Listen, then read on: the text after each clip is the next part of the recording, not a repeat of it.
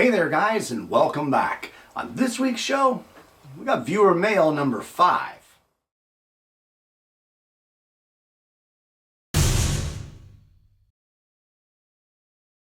Well, a massive part of my enjoyment of producing this show, and something that makes it 100% worth all the work it takes, is my interaction with you guys.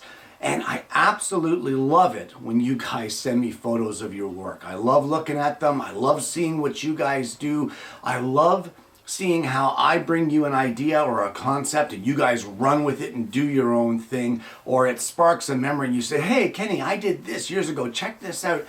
I just love it. I love seeing what you guys do. And that's what today's show is all about. This is our 5th episode of Viewer Mail.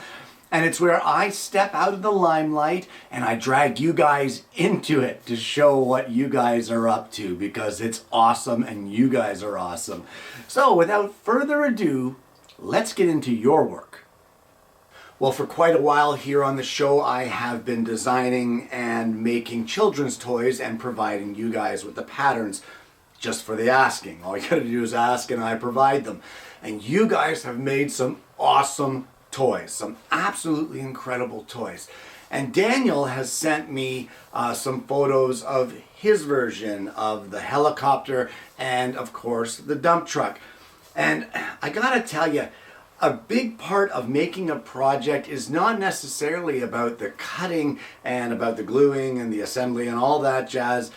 A big part of it is about stock selection, and check out the grains on the accent pieces on these helicopters. Aside from the fact that Daniel's done an awesome job in making them and cutting them, and they look absolutely incredible and fun to play with, they look amazing. They're striking to look at. And honest to goodness, that is an heirloom toy right there. All 3 of them, heirloom toys. Well done, Daniel. I have a lot of newcomers to the craft email me. I have a lot of newcomers to scrolling send me pictures or questions or comments or ask for help. And I'm more than happy to help them all. And the reason I'm more than happy is because of this next photo that was sent to me. This came from Dawn. And Dawn is new to scrolling and has been making her own compound cutting ornaments. These things are awesome. And Dawn was a little concerned because she was having some issues cutting basswood and that sort of thing. We talked about blade selection online, and she's done a fantastic job, but I love what she's done here. This is taking 2 different worlds and joining them together at its best. I love the way that she has taken the beads and added them as accent pieces. It just sets off the entire ornament. And when you put that in a tree now and you get the lights on the tree, can you imagine how beautiful that's going to look with the beads lighting up inside?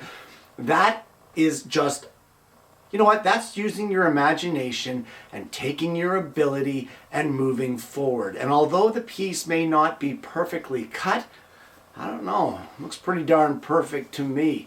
Well done, Dawn. Keep it up. Keep it up. Keep sending these pictures because I absolutely love them.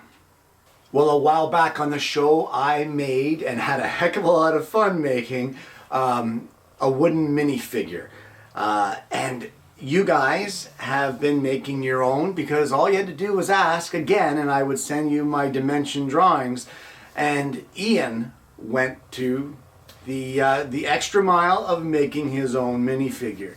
Check this out. This thing is awesome. Now, Ian says that, you know, hey, Kenny, this isn't as refined as yours. What are you talking about, Ian? Look at this thing. This thing is awesome.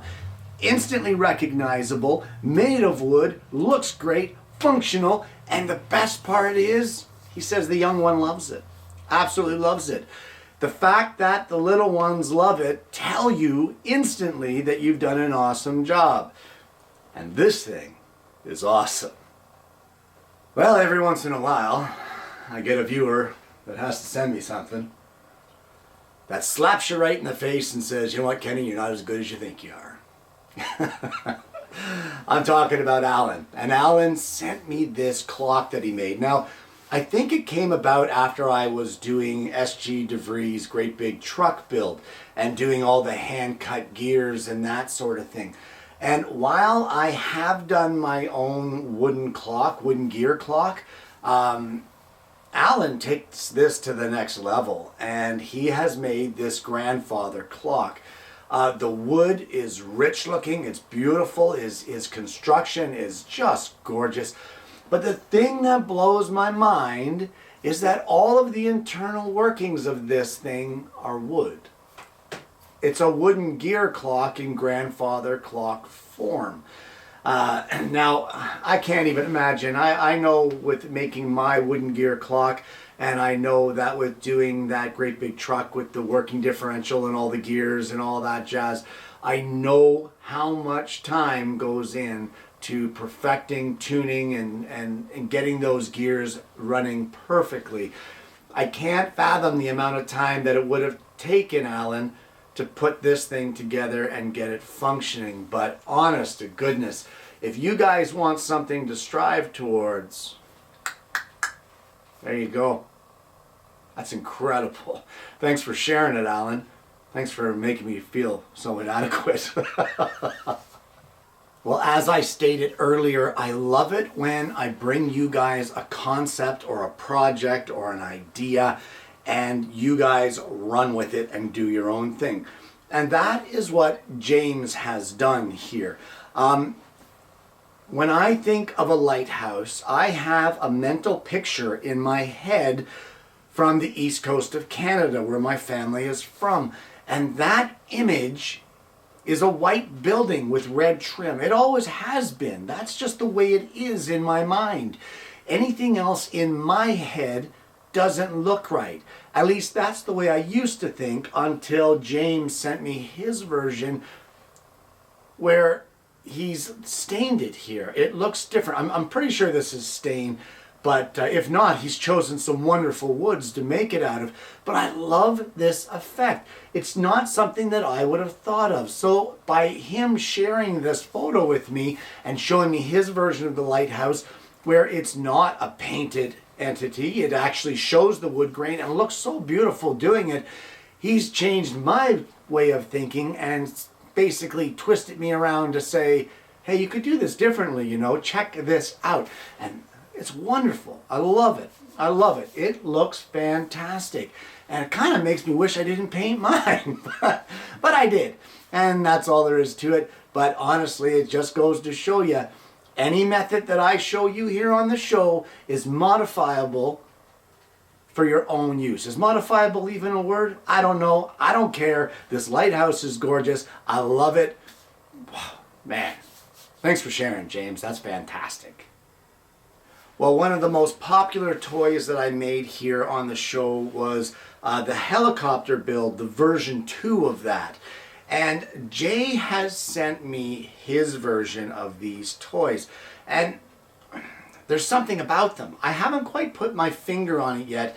Maybe it's the thickness of the stock. Maybe it's the way he's cut the nose of the helicopter. But these things remind me of, remember the Tom Selleck series, Magnum PI? Remember that show? And there was that helicopter pilot, TC. And he would whip around the island in one of these helicopters. Well, that's what this looks like to me. And that's what it reminds me of. I love this toy. This looks great. I almost want this one myself. Guys, it just goes to show that you don't have to make things exactly like I do. And what Jay has done here, I still can't really finger it exactly what it is that's different. Maybe it's an angle of the photo. I don't know. But it just goes to show you don't have to do it exactly as I do it. Do your own thing. Make it your own. Jay, you've done an awesome job. I love this. I think Tom Selleck would love it too. A while back on the show, I demonstrated to you guys how to make bandsaw scoops. They're a fun project made out of scrap wood on your bandsaw with a little bit of gluing, and they turn out fantastic. Well, Jeff has taken it to the next level, and not only has he made the bandsaw scoops, but he's used scrap wood for it and laminated pieces together to get some pretty awesome results. These things are gorgeous, absolutely gorgeous. And again, another demonstration of how a viewer has taken the concept that I showed them, twisted it and turned it, and made it their own to give it an extra striking look. Like, the contrast in these is absolutely awesome. And again, you've made me think, well, maybe, you know, some walnut and maple, my favorite combination, maybe that would be an awesome looking scoop.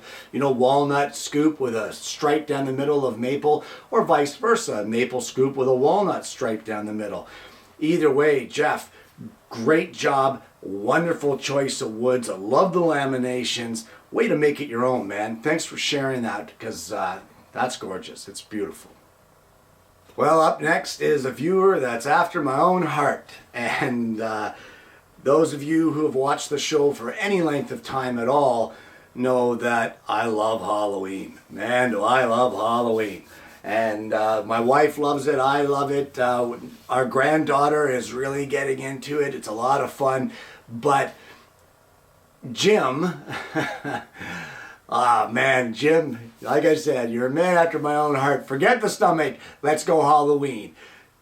Jim has made a Grim Reaper here. And honestly, what a great tutorial that was here on the show. What a load of fun. I just loved every bit of it. From the cutting and the sewing of the material, to the dyeing it, to the 2x4 frame, cutting up the skull, painting the material, setting the whole thing up, and then of course the tutorial on how to convert an oil lamp to electric. Jim's even done that, and he added it to his Grim Reaper, and check that out. What an awesome display piece here on his front porch. I love it. I love it. And I'm sure, absolutely sure, I haven't heard from Jim to confirm this, but I'm sure that the trick-or-treaters just loved his addition to his Halloween display. So good on you, Jim. Oh my goodness. Guys, if you haven't made any of these, get on it, because look at the results here. Anybody can make this. Jim's done a great job. I love it. Oh, gotta love Halloween, don't you? You just gotta love Halloween. Now, I love it when you guys send me your scrollings. And earlier I showed you Dawn's wonderful Christmas ornament. And this next piece is someone that has taken two different media styles and joined them together again. And that would be Joseph. And Joseph has taken painting of wood and scrolling and joined the two worlds together to create this really nice looking ladybug scrolling. I love it. I love it. Personally, for me, I hate painting wood. And it's not because wood shouldn't necessarily be painted. I just don't like painting. It's just not what I do. But honestly, this is a huge demonstration and a huge testimonial to show you that even if you don't like painting wood, sometimes when you paint wood, the results you get are so striking and so incredible that why would you not consider painting wood? And honestly, this is just beautiful, absolutely beautiful. So for those of you out there who are scrolling and maybe looking for a way to change up the way that you do things and to give your scroll pieces another little oomph or another little pow, there's your pow right there. There's your pow right there. Gotta love it. Well done. Very well done. I've said it before, I'll say it again. The way that I show you how to do things here on the show is not the only game in town. It's not the only way to do it. You can take every single project that I do and do it in about 10 different ways, or modify it to make it your own. And that is what Julie has done. Julie has taken the fraction calculator that I demonstrated and offered the pattern for here on the show. Julie has taken this to the next level and modified it to make it easier for her to use. And she's done that by adding a handle. And that handle gives her somewhere to grip while she's calculating the fractions. And honestly, even though I put this thing together, even though I sat for hours on the computer and tried to figure out how to do it and get the window to line up, etc., etc., I spent a lot of time putting that fraction calculator together on paper before it ever came out here to the shop. Even though I went through all of that, the idea of a handle like what she's done never occurred to me. So here it is once again on the show. A wonderful viewer sends me what it is that they've done with one of my projects and teaches me something. Doesn't matter how good you are, guys. It doesn't matter how long you've been doing it. And I've been doing it for 43 years. It doesn't matter how good you are or how good you think you are. There's always somebody that would come along and kick you in the butt and say, hey, you can do better. And that's what Julie's done here. She's shown me that no matter how good a project is, there's always room for improvement. Well done, Julie. Well, this next project breaks my heart. It really does. Ken, great name by the way, Ken has sent me pictures of his ship in a bottle, and I have told you guys time and time again, by far one of the most satisfying projects I've ever made was the ships in a bottle. And I still continue to make them. I absolutely love doing them. I just don't bring them here to the show because it would bore you to tears for me to do yet another one. But Ken took the tutorial and he made the ship, and it's so beautiful. I love his sails. I love his ship. I love what he's done with the thing. And he paid attention to the size of the ship, getting it into the bottle, but didn't allow for the pins sticking out the side, which holds the rat lines or the rigging. And therefore it didn't fit in the bottle. And that's heartbreaking. It really is, after all that work and all that time. But Ken's determined. He is determined that he is going to make a ship in a bottle, and the next one is definitely going to fit. And I suggested to him online, I said, hey man, look for another bottle with a bigger neck. Do not waste this ship. It's gorgeous. So hopefully he did that, because it's a beautiful job on the ship. I really love it. He's done well. The painting is nice. Everything is great about it. But it just goes to show you, you know, you got to be careful with these things. You know what? It happened to me in the series. If you remember, I tried to get into the bottle and I had forgotten about the rat lines as well. And it was a tight squeeze. I barely got it in. I actually damaged it putting it in the bottle and had to repair it while it was inside. So happens to the best of us, Ken. But good for you for plugging on and not giving up. Because obviously you've got the skill to do it. It's the bottle that's at fault. Well done. Blame the bottle, man. Always blame the bottle. Rule number 1. Well, we're going to wrap it up today with my newest favorite picture sent to me by Scott. And look at this little guy. Scott made the children's learning toy for this little one. And honestly, this is just adorable. Look at those rosy cheeks. Look at those rosy cheeks. That's just awesome. This is what it's all about. Getting the young ones involved. And I know you're going to say, he's not involved. He's just playing. Are you kidding? Look at how involved he is. This guy is just adorable. Honestly, though, you know, making things for the little ones is absolutely fantastic. I love this picture. And I don't know. Who knows? Maybe in years to come, this guy will become one of the fans and one of the viewers of this show. Who knows? I can't even do it to the little guy. I can't. See ya, buddy. Guys, I want to thank you so much for tuning in. You know, as I've said many times here on the show, without you, this is nothing but some crazy guy standing in his shop talking to himself. So a lot of the satisfaction that I get from producing the show comes from my interaction with you guys, and the pictures that you send me and the questions and the comments. I mean, it means the world to me. I have a lot of fun with all of it. It's not all about being out here in the shop and the filming and the producing and all of that stuff. It also, a huge part of it is my interaction with you. And I thank you so much for sending me in your photos. if you'd like to see your photos here on a future episode of the show, it may make it, it may not. It might be the next one, it might be the next one. I don't know when it's going to air, but send me an email. If you just want to show me your pictures and you don't want them on the internet, then say, don't put this on the internet. But send me your pictures. I'd love to see them. You can drop me a message over at the channel's Facebook page, or you can send me an email at acutabovewoodworking@hotmail.com. I'd love to hear from you. Shoot me an email, and you know what? Let's start a conversation. Guys, if you haven't already, please consider liking and subscribing to the channel. Click that bell and then you won't miss notifications of future episodes of the program. We have a lot of fun here every week, guys, and really you should consider becoming a part of it. We really do have a good time.